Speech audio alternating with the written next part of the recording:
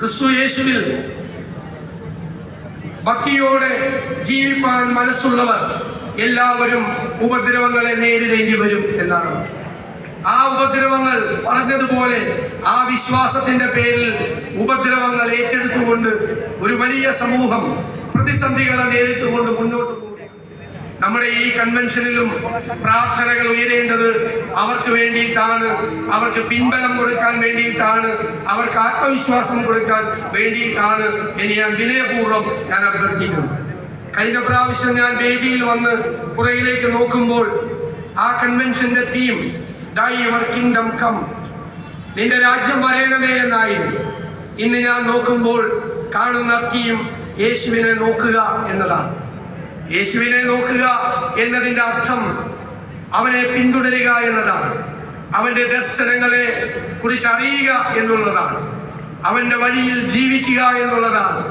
അത് മറ്റുള്ളവരെ സ്നേഹിക്കാൻ, മറ്റുള്ളവരെ ചേർത്തു പിടിക്കാൻ, മറ്റുള്ളവരോട് കാരുണ്യമുണ്ടാക്കാൻ, നമ്മളെ മനുഷ്യരാക്കാൻ പ്രേരിപ്പിക്കുന്ന വലിയൊരു ശക്തിയാണ്.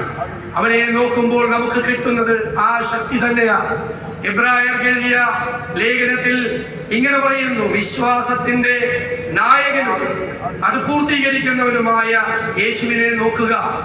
അവൻ അവന്റെ സന്തോഷത്തെ കരുതി, അവൻ അപമാനത്തെ അലക്ഷ്യമാക്കിയും ക്രൂശിനെ സഹിച്ചും ദൈവസിംഹാസനത്തിന്റെ വലത്തുഭാഗത്ത് ഇരിക്കുകയും ചെയ്തു എന്നാണ്. അവനെ നോക്കുമ്പോൾ ആ പീഡകളെ എല്ലാം സഹിച്ച്, മനുഷ്യന് വേണ്ടി അതെല്ലാം സഹിച്ച്, ഈ ഭൂമിക്ക് വേണ്ടി അതെല്ലാം സഹിച്ച് അവൻ ദൈവസിംഹാസനത്തിന്റെ വലത്തുഭാഗത്ത് ഉപവിഷ്ടനായി എന്നതാണ്.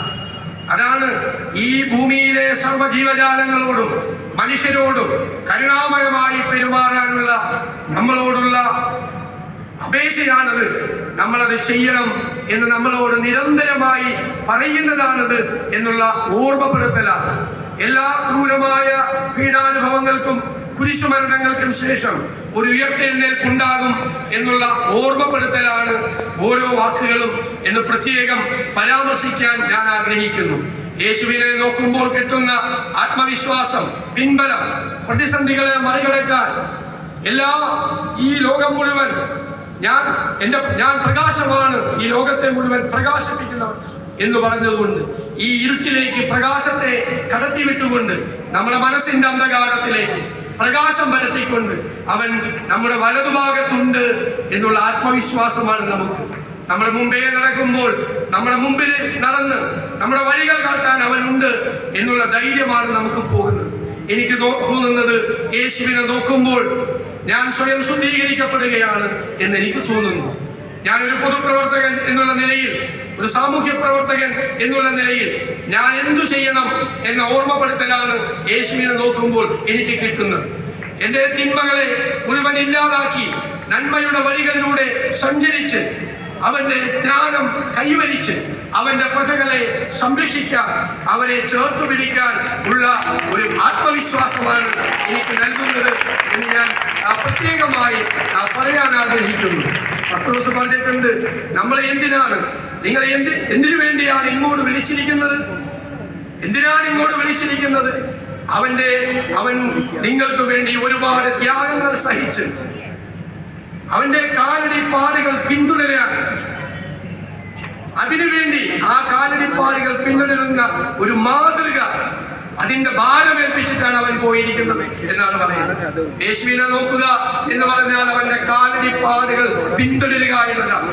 Follow the foot steps.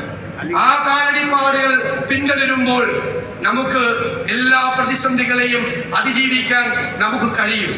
ലോകത്തെ മുഴുവൻ നോക്കിക്കാണുമ്പോൾ നമുക്ക് വ്യത്യസ്തമായ ഒരു അനുഭവമായി നമുക്കത് മാറും എന്ന കാര്യത്തിൽ യാതൊരു സംശയവുമില്ല. അവൻ വന്നിരിക്കുന്നത് നമ്മളെ ശുശ്രൂഷിക്കാൻ വേണ്ടിയിട്ടാണ്, വന്നത് ശുശ്രൂഷിക്കാൻ വേണ്ടിയിട്ടാണ്. അത് മർക്കോസിന്റെ സുവിശേഷത്തിൽ പറയുന്ന